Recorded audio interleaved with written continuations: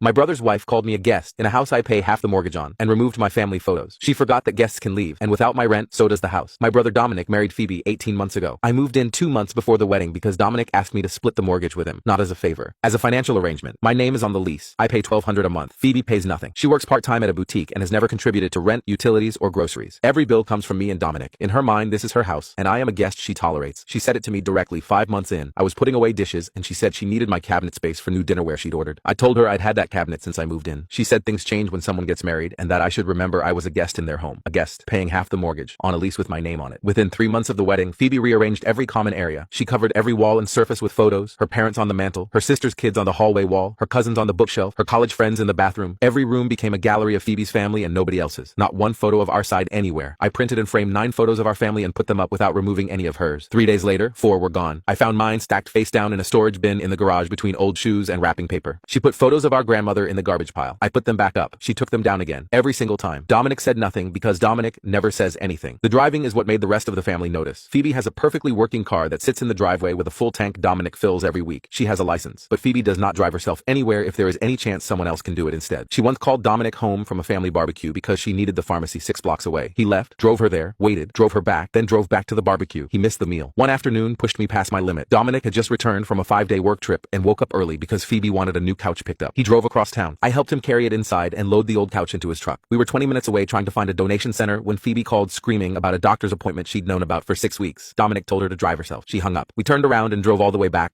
When we pulled into the driveway, her car was already gone. She'd driven herself. 40 minutes wasted. She came home that evening and said nothing. The final night was a dinner Phoebe decided to host. She invited her parents, her sister, 2 cousins. She didn't tell me. I came home from work to 8 people in my living room eating food cooked with pots I bought. Phoebe introduced me to her cousin as Dominic's brother who rents a room here. Rents a room. I pay half the mortgage and she called me a renter in front of her entire family. Her mother pointed at the counter and told me to bring napkins. After dinner, her sister asked if there were any photos of Dominic's family in the house. Phoebe said she hadn't gotten around to it. 18 months and over 30 of her own photos on display. Dominic sat right there and said nothing. That night, I read every line of my copy of the lease. The next morning, I sat down with Dominic alone and showed him the math. Without my $1,200 a month, he and Phoebe cannot keep the house. His income covers about 60% of expenses. Phoebe's part-time pay covers her personal spending and nothing else. I told him I was done paying half the mortgage on a house where his wife hides my photos, calls me a renter, and tells me I'm a guest. I gave him 2 choices. I leave and they figure out how to survive without my half. Or I stay and things change immediately. Photos back up permanently. I am introduced as his brother who shares this home, and the next time she calls me a guest, I exercise my rights as a leaseholder, and she finds out what guest actually means. Dominic talked to Phoebe that night. I heard her voice through the wall go high and then go quiet when he showed her the numbers. I gave it a week to see if anything changed. The first 2 days were strange in a good way. Phoebe said good morning. She asked if I needed anything from the store. My photos stayed on the wall. I called my friend Edison and told him things seemed better. He said don't trust a performance, trust a pattern. 2 days is a mood, not a change. Day 3 killed it. I came home and walked down the hallway and stopped. My